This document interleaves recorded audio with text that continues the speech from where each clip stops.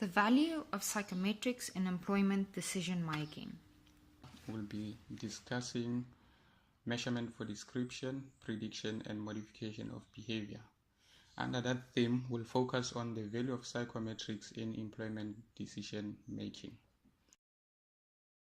We'll start off with the scenario so that we can enhance your understanding. Our scenario goes as follows. Mesh is an industrial psychologist who is interested in hiring first-generation college students.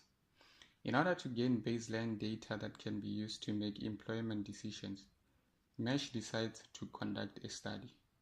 Mesh wants to know if a relationship exists between first-generation college students, academic performance, and job performance. More specifically, he wants to test his hypothesis that academic performance can be used to predict job performance.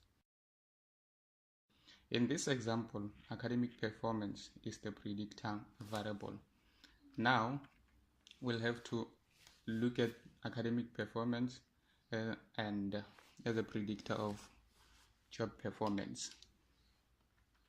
But before we go to that, it becomes very crucial to understand the reliability and validity. We need to consider reliability and validity of the instrument that you are going to use.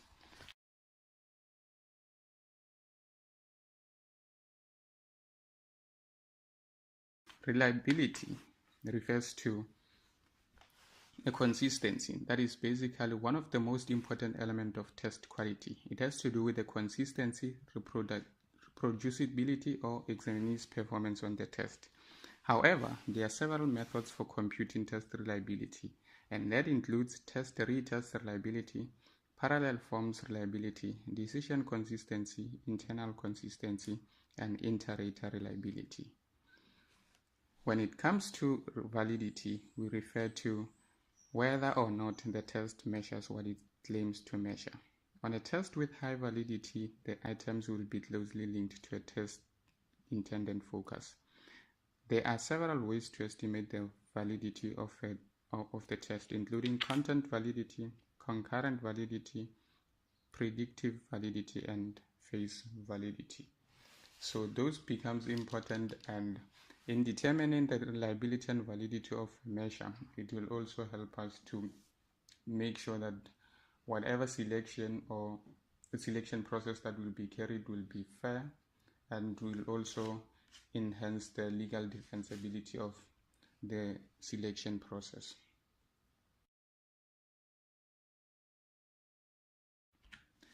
Now we need to also understand what do we mean by predictor variable before we carry on. A predictor variable is a variable that is being used to predict some other variable or outcome. In the scenario that we just started with, Mesh is using academic performance as a means to predict another variable, which is job performance. However, there are relevant strategies that need to be used to collect and combine predictor information.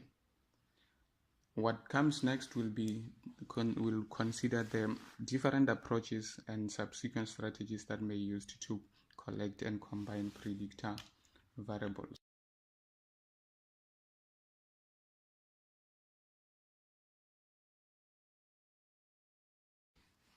So in terms of the strategies for combining predictor scores, applicant information is obtained using more than one predictor. For example, a company may collect application blend and reference check information, administer an ability test, and conduct an employment interview within all applicants for its position opening. Given this information, the following are several strategies that conform to the use of mechanical method for combining predictors.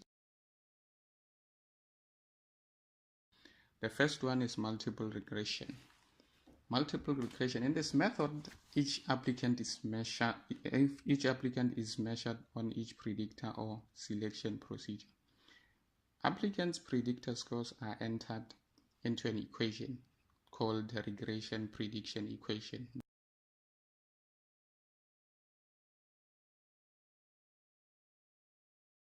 The second strategy is multiple cutoff. With multiple cutoff, each applicant is assessed on each predictor. All predictors are scored on a pass-fail basis. Applicants are rejected if any one of the predictor score falls below a minimum cutoff score. The third one is multiple hurdles. In this strategy, each applicant must meet the minimum cutoff or hurdle for each predictor before going to the next predictor. To remain a viable applicant, applicants must pass the predictors sequentially. Failure to pass a cutoff at any stage in the selection process results in the applicants being dropped from further consideration. The last one is combination method. With the combination method, an applicant with any predictor score below a minimum cutoff score is rejected. Then the applicant to remain can be rank ordered based on their overall scores calculated by the regression equation.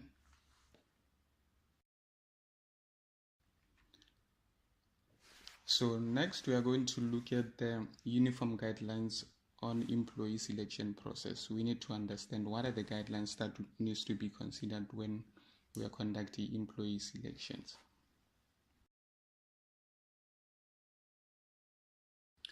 The definition of employment decision may not be straightforward, as many compliance professionals might think. In our experience, many professionals define employment decision as a decision to hire or not hire somebody. The uniform guidelines on employee selection procedures, in contrast, cast as much wider net as it encompasses. So with these guidelines, the focus is on hiring, retention, dismissal, promotion, demotion, membership, referral, licensing and certification, as well as selection for training or transfer. So based on this guideline, selection and recruitment of individual needs to be based on the guidelines that were highlighted. And it becomes important that we consider those guidelines in order to be able to make employment decisions. So we need to also look at what selection and recruitment entails. Selection and recruitment, within this domain, it consists of the theory and techniques involved in the effective matching of individuals' needs, preferences, skills, and abilities with the needs and preferences of organizations. It encompasses theory and research in human abilities, test theory, development and use, job analysis, criterion development and measurement, recruitment, classical and decision theory models of selection and placement. So they become the main crux of employee decision making.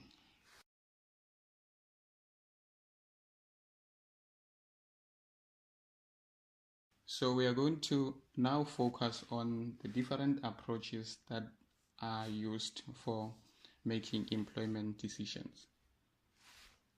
The first one is top-down selection.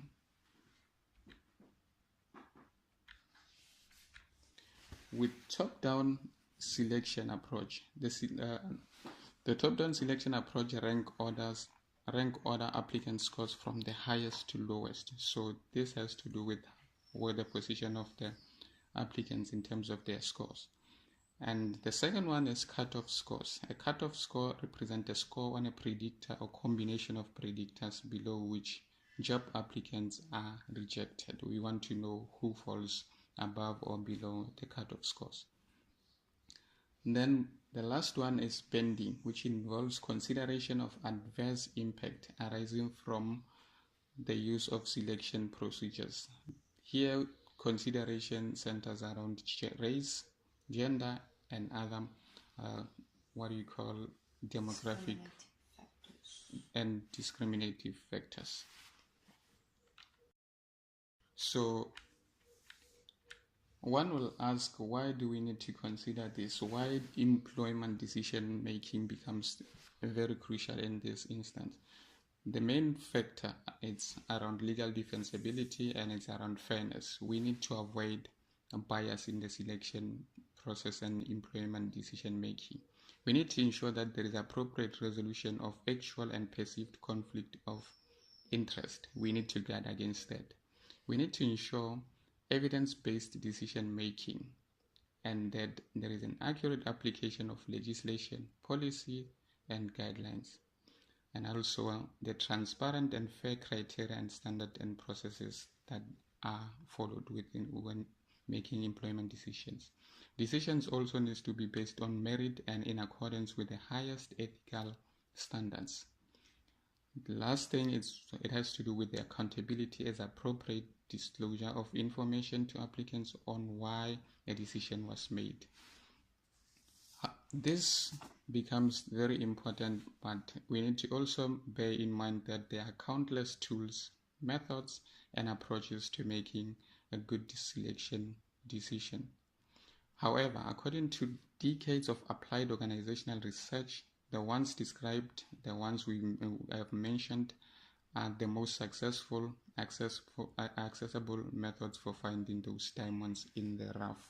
So with those that I've mentioned, we are able to get to select the appropriate, stronger, and suitable candidates, and we are able to attain what we call proper job person fit and proper person organization fit. This brings us to the end of our presentation. Thank you for your time.